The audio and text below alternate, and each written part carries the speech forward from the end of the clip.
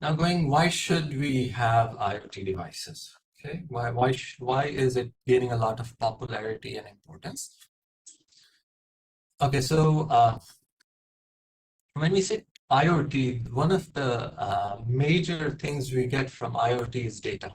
Okay, so a lot of sensors connected to various physical objects, they are sensing data and then sending that data to the server or cloud. Now, so as you can see that, we're seeing a lot of buzz about data science, data analytics, artificial intelligence.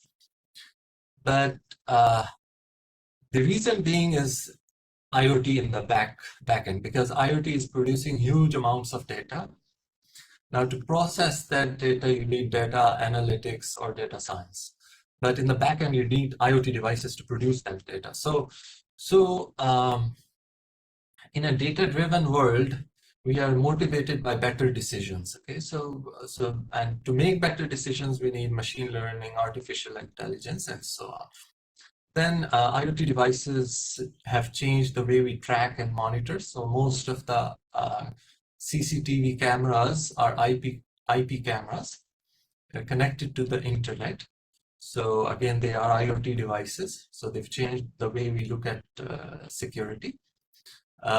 Automation. So most of the, as you saw, that the IoT has penetrated almost 22% into the industrial domain. So why is that? Because we want to reduce human efforts, and machines tend to make lesser mistakes, at least as long as they have been designed properly. And then if you have a smart ear count system, for instance, if there is no one in the room, it would just turn itself off, and it can result in fuel savings, energy savings. And then if you have autonomous vehicles, they can also optimize the way the fuel is being used, and resulting in fuel savings. So and then you might have a better quality of life.